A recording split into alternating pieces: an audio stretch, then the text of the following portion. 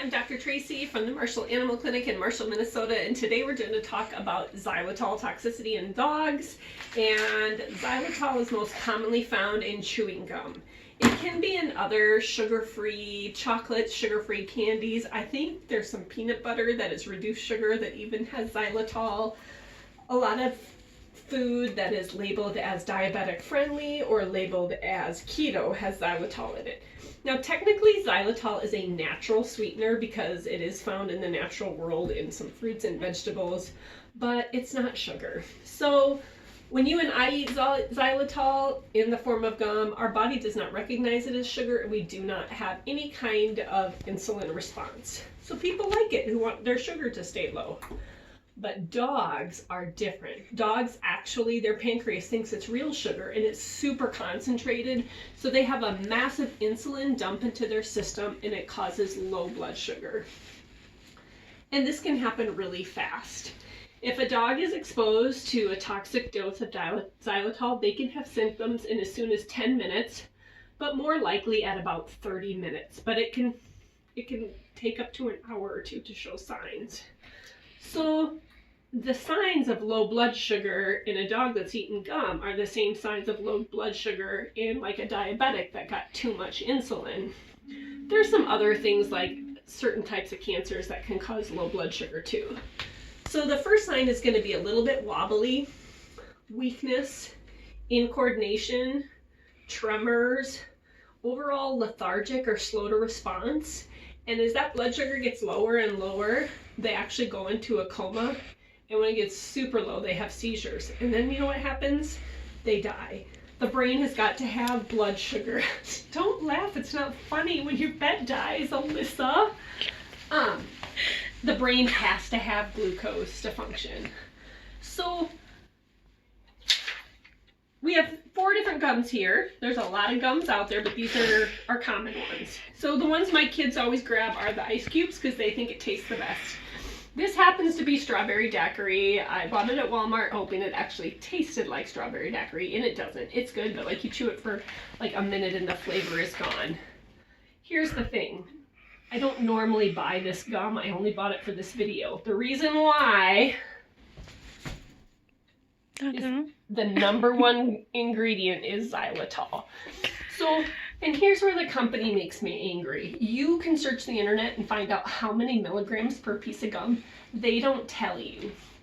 So we know from different like continuing educations and different seminars that we've attended that this can have 1,000 to 2,000 milligrams of gum. Each piece of gum is 2.3 grams. The number one ingredient is xylitol and gum base. So the estimation is 1,000 milligrams. And honestly, that's conservative. And that's a lot.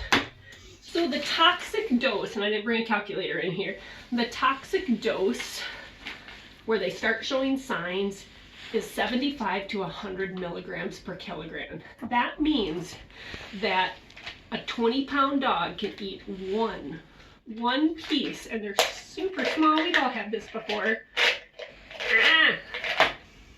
One piece of gum and a 20-pound dog is enough to show clinical signs. And if you have like an 8-pound dog, or today we had a 5-pound dog in surgery, that's enough to kill it. So what can happen if you catch this and you do blood sugar support? 24 to 72 hours later, even if you've controlled the blood sugar, these high doses can cause liver failure. And that's what ultimately can kill these dogs if you get them through the initial hypoglycemic episode. So if you left your car door open while you were unloading the groceries and you had this convenient cup holder shaped gum holder sitting in the center console of your car, which so many people do, you're taking in the groceries and you come out and your rat terrier has eaten the gum. True story. Maggie, bless her heart, she's gone now. Not from the gum. We can make your dog puke. We have a whole other video on making your dog puke. Please watch it. It's in our YouTube. Call us, we'll guide you through it. We use peroxide, we use salt. If you don't have those things or are uncomfortable, if you can get them to the vet clinic very quick, we will use an injection of apomorphine to make them puke. So that's the first thing. Let's get the gum out of their system. If it's too late, we have some signs, and The gum cannot be vomited. We put an IV catheter in them. We run fluids, like these kind of fluids, spiked with sugar, spiked with dextrose. And we run that for a couple days and continually monitor it. We also will sometimes do activated charcoal. Activated charcoal, just like it works in your fish tank to bind toxins, it works in the GI tract to bind toxins. So often what we'll do if we're unsure of the details is we will actually call the Poison Control Pet Hotline. There is a fee for that service. I think it's $65, $75 a call, and they will really give us detailed treatment protocols, appropriate dosing of dextrose and fluids for your dog, etc. But you're not going to buy this gum, so hopefully it won't be an issue. Hopefully your family members won't either. So let's look at the rest of these gums. This is Mentos Pure Fresh. I've never bought this gum. It tastes awful. Don't buy it. I like chewed it for a few seconds to spit it out, but it was like $5. So I don't know. This is what it looks like. It's not very much. The very first ingredient is xylitol, but the second ingredient is sorbitol, which is also a sugar alcohol that's non-toxic. So I'm willing to bet that this nasty tasting gum has less xylitol in it than this one, but it's still the #1 ingredient. So we're gonna stick to that one stick per 10 pounds or one nugget per 10 pounds is toxic. So here's our next one, Trident. This is like the oldest gum I remember as being like sugar-free. So our ingredients here, the first ingredient is sorbitol. There's some of that in here, but you keep reading down and xylitol is the third ingredient after gum base. So these companies don't tell us how many milligrams of xylitol is in their gum. I think that's pretty shitty. If you want to call them and complain, I think that'd be awesome. There is customer comment, 1-800 numbers. So this one has xylitol also, but I'm willing to bet it's more like 500 milligrams per stick. And then there's Extra. And this has absolutely no xylitol in it. Sorbitol, gum base, glycerol, natural and artificial flavors. It's got aspartame, but guess what? It's not toxic to dogs. In fact, the other sugar alcohols and artificial sweeteners that we see in gums, aspartame, sucralose, erythritol, stevia, monk fruit, they can cause GI upset in the same way we can get GI upset if you eat too much of that, but it's not toxic. You're gonna feel bloated, your dog's gonna feel bloated, it's not gonna die. So the other thing that is kind of a hint, and which I think is kind of crappy, they don't have warnings, is the American Dental Association endorses xylitol. It's supposed to really help break down plaque in the mouth. So every single one of these gums has an American Dental Association seal. There it is right there on that one. I swear this one had it. Yeah, it does on the back. But not the Extra. Your dentist don't want you chewing Extra. The dentist wants you chewing the xylitol. But we're fans of Extra. So my favorite gum, if you live in Marshall and you're a gum buyer, is the Bubble Mint from Aldi. The 2 flavors of gum that they have at the checkout counter at Aldi do not have xylitol. And it still has a convenient little cup holder shape to it.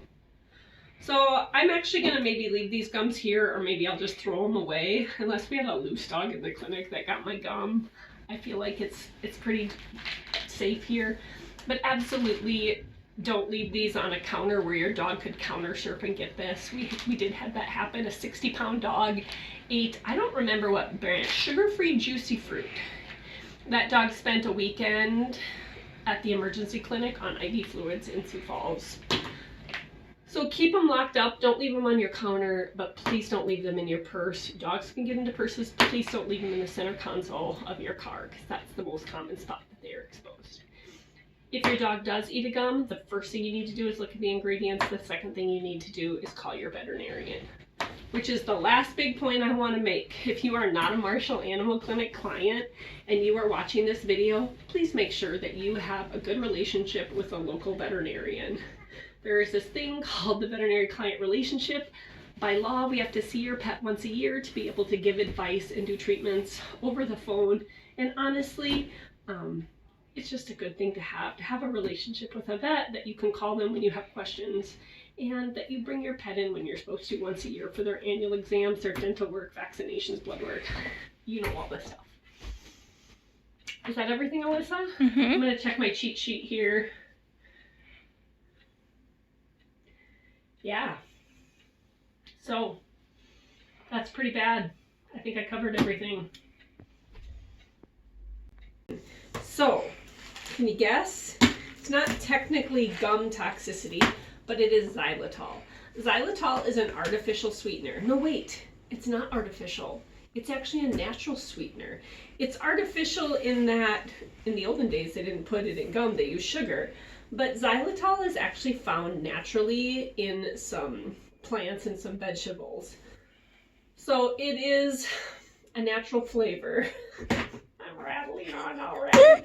Okay, so it's really toxic to dogs. You're still filming? Great.